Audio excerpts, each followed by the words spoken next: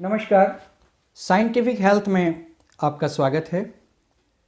एक सही प्रकार का भोजन कैसा होना चाहिए जो हमें सभी बीमारियों से निकालकर हमेशा स्वस्थ रख सके, आज इस विषय पे यह वीडियो होगी।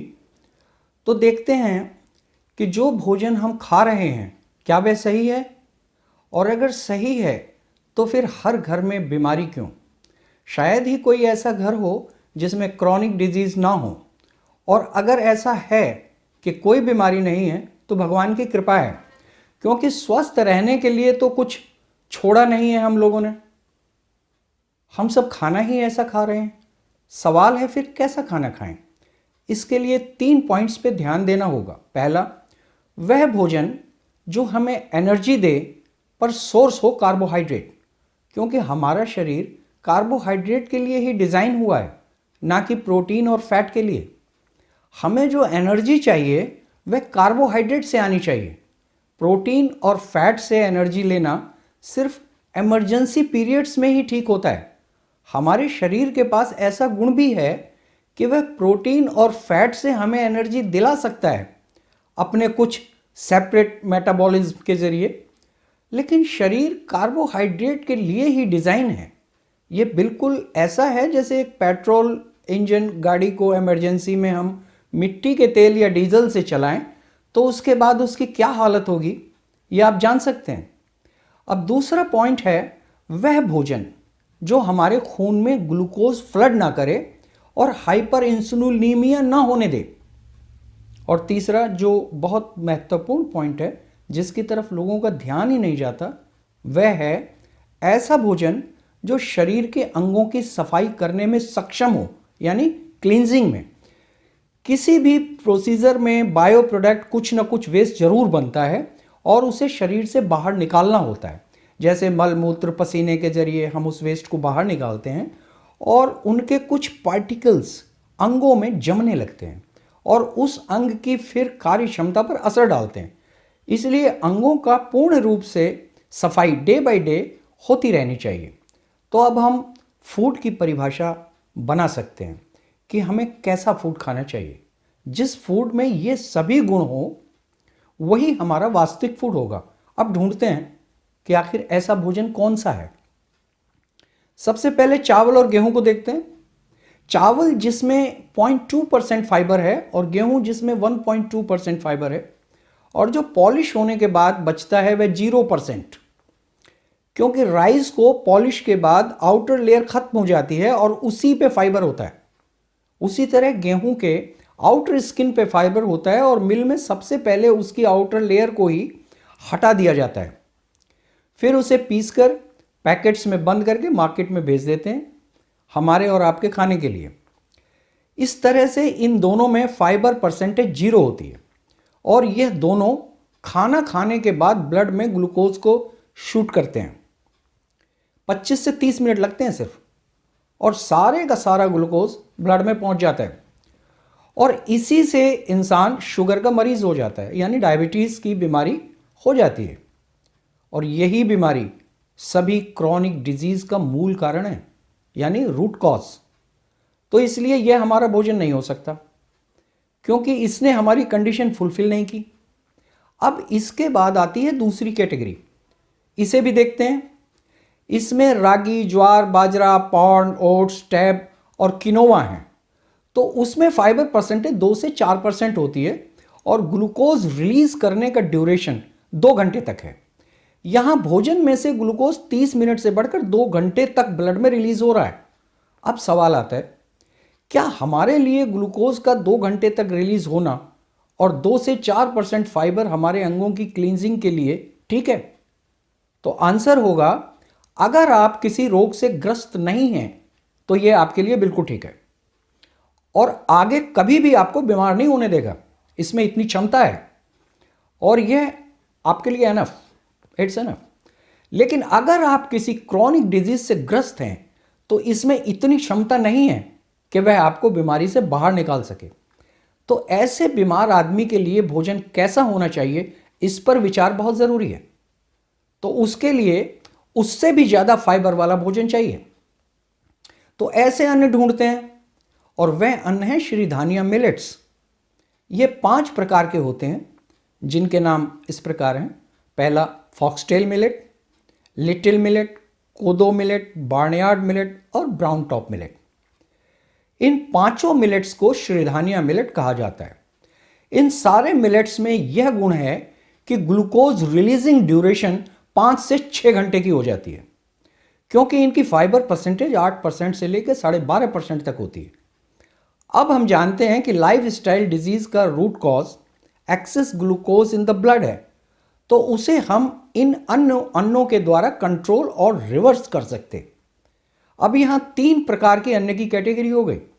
पहला गेहूं और चावल, जिसमें 0% फाइबर है, इसे हम नेगेटिव ग्रेन कह सकते हैं। सेकंड कैटेगरी जिसमें फाइबर 2 से 4% है, ज्वार, बाजरा, रागी, इसे हम न्यूट्रल ग्रेन कह सकते हैं। और थर्ड कैटेगरी हुई श्रीधानिया मिलेट, जिसकी फाइबर परसेंटेज 8% से लेकर 12.5% तक है, इसे हम पॉजिटिव ग्रेन कहेंगे। असल में कार्बोहाइड्रेट तो सभी अन्न में तकरीबन बराबर है, 60 से 65% तक, लेकिन फर्क सिर्फ साथ में फाइबर का होना है। मतलब carbohydrate incorporated together with fibre. तो अब तो कोई शंका बची ही नहीं, हमारा भोजन कैसा होना चाहिए। तो देखिए कि हमें कार्बोहाइड्रेट तो चाहिए, क्योंकि वही हमारा एनर्जी सोर्स है, पर उसके साथ फाइबर का उचित मात्रा में होना भी बहुत जरूरी है। गेहूं और चावल में फाइबर तो है ही नहीं, तो उसे तो भूल जाइए, किसी काम का नहीं है वह। इसीलिए इसे नेगेटिव ग्रेन्स की कैटेगरी में रखा है। अब न्यूट्रल ग्रेन्स को देखें तो उन लोगों के लिए बिल्कुल ठीक है जो रोग मुक्त हैं, जिनको अभी कोई बीमारी नहीं है और आगे भी इसे खाने से कभी कोई बीमारी आएगी भी नहीं। लेकिन जो बीमार हैं या जिन्हें किसी भी किस्म की क्रॉनिक डिजीज है, उसके लिए श्रीधानिया मिलेट ही है, यानी थर्ड कैटेगरी, और इसे कहते हैं पॉजिटिव मिलेट। अब इनको एक एक करके देखते हैं कि किस किस का क्या क्या और कौन सा कार्य है। तो पहला फॉक्सटेल मिलेट, इसको इटालियन मिलेट भी कहते हैं, क्योंकि इसका ओरिजिन इटली से है और इटली के सराउंडिंग कंट्रीज में यह शुरुआती दौर में पाया गया था और वहीं से ही फिर ये सारी दुनिया में फैला। इसकी फाइबर परसेंटेज 8% है और इसमें अब देखते हैं कौन कौन से अंगों की क्लींजिंग प्रॉपर्टी है, उसे देखते हैं। मेनली यह नर्व्स को क्लीन करता है, यानी नस नाड़ियों को। सभी नर्व्स रिलेटेड प्रॉब्लम इससे ठीक होती हैं। लंग्स की सफाई यानी क्लींजिंग करता है और उससे रिलेटेड प्रॉब्लम्स को ठीक करता है। उदाहरण के तौर पे देखें कि बहुत से 10-12 साल के बच्चे भी बेड वेटिंग कर देते हैं, उनको भी ठीक करता है, क्योंकि वह भी एक नर्व रिलेटेड इशू ही है। एक और कंडीशन होती है डायबिटीज़ की, जिसमें मरीज़ के तलवों में सेंसेशन खत्म हो जाती है। जैसे जब वे चलते हैं तो उन्हें महसूस होता है कि वह जैसे किसी रुई पे चल रहे हों या फिर हवा में या पानी पर। यहाँ तक कि अगर कभी चोट लग जाए तो पेन तक महसूस नहीं होता। ऐसा इसलिए होता है कि नसें डैमेज हो गई हैं। तो सिंपल नर्व्स डिसऑर्डर से लेकर बड़ी बीमारियों तक, जैसे एल्जाइमर्स और पार्किंसन डिजीज़ में भी बहुत लाभदायक होता है। सिर्फ फायदा ही नहीं, बीमारी से बाहर निकाल देता है। इवन साइटिका, जो कि कमर से लेकर नीचे पैर तक नस में दर्द होता है, वो नस के दब जाने से होता है, उसे भी ठीक करता है। नेक्स्ट, जॉइंट्स कंप्लेंट्स, आर्थराइटिस वगैरह, इवन ऑटो इम्यून प्रॉब्लम कैसी भी हो, परेशानी हो उसकी, उसे भी ठीक करता है। अगला है कोदो मिलेट। इसमें 9% फाइबर होता है। इसे हिमालयन मिलेट भी कहते हैं। पहले यही नॉर्थ इंडिया का स्टेपल फूड हुआ करता था। आजकल झारखंड और छत्तीसगढ़ के ट्राइबल्स का ये स्टेपल फूड है। रेडिश पिंक इन कलर होता है और ये good for all blood related issues, यानी खून के सभी रोगों के लिए अच्छा है। स्टार्टिंग फ्रॉम लो हीमोग्लोबिन यानी आयरन डिफिशियंसी, आरबीसीज अगर हम बात करें, प्लेटलेट्स की, जहाँ डेंगू आदि बुखार से बहुत तेज़ी से गिर जाते हैं, और WBC means white blood corpuscles की प्रॉब्लम होती है, जो कि इम्यून सिस्टम का पार्ट है। जिससे लो इम्यूनिटी हो जाती है और एलर्जी हो जाती है। इन सभी प्रॉब्लम्स में कोदो मिलेट काफ़ी अच्छा है। ये बहुत अच्छा ब्लड प्यूरिफायर भी है, खून को बिल्कुल शुद्ध कर देता है, हार्ट ब्लॉकेज इश्यूज़ में बहुत फ़ायदेमंद है, किडनी की बीमारी में भी कारगर है। ये इतना पावरफुल है कि बोन मैरो को भी कंप्लीटली क्लीन कर देता है जहां ब्लड सेल्स बनते हैं, इसलिए ये ब्लड कैंसर के लिए भी बहुत अच्छा है। नेक्स्ट आते हैं बार्नयार्ड मिलेट पे। इसे जापानीज मिलेट भी बोला जाता है। इसका ओरिजिन जापान से है। क्रीमी इन कलर होता है, लिटिल मिलेट की तरह। 10% फाइबर है। ये लीवर को क्लीन करता है। ये सारे लीवर रिलेटेड प्रॉब्लम्स को ठीक करने के लिए जाना जाता है, जैसे जॉन्डिस यानी पीलिया। ब्लैडर रिलेटेड प्रॉब्लम्स के लिए भी बहुत बेहतर है। जैसे कुछ लोगों का यूरिन पे कंट्रोल खत्म हो जाता है, उन लोगों के लिए भी बहुत बेहतर है। अगला है ब्राउन टॉप। इसे अमेरिकन मिलेट भी कहते हैं और फाइबर परसेंटेज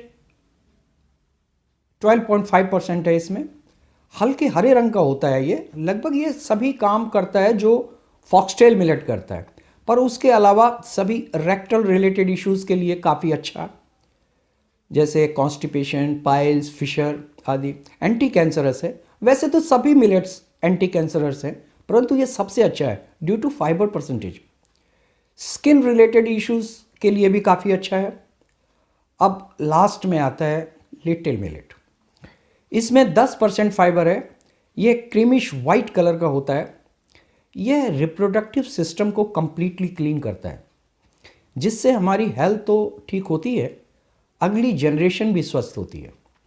यह हार्मोनल इनबैलेंस को भी ठीक करता है, यानी रेगुलेट करता है। यह क्विक इंजरी और फ्रैक्चर्स की हीलिंग करता है। तो ये हुए 5 प्रकार के श्रीधानिया ग्रेन्स, जिन्होंने लगभग पूरे शरीर के सभी ऑर्गेन्स को कवर कर लिया है। यहाँ पर जो मैंने बताया वह शॉर्ट में बताया, क्योंकि इसमें सभी वह गुण हैं जो शरीर को चाहिए। वह सब कुछ इसमें है जो अब हम इतना जान गए कि इसके सेवन के बाद हमारा स्वस्थ होना और आगे स्वस्थ रहना निश्चित है। अब इसका सेवन कैसे करना है और इस अन्न को खाने में कैसे कैसे प्रिपेयर करना है, इसके बारे में वीडियो नेक्स्ट वीडियो में बनाएंगे, क्योंकि ये वीडियो अब काफ़ी लंबी हो गई है। तो तब तक के लिए आज्ञा दीजिए। नमस्कार। अगर पसंद आया हो तो लाइक, शेयर और सब्सक्राइब कीजिएगा। धन्यवाद।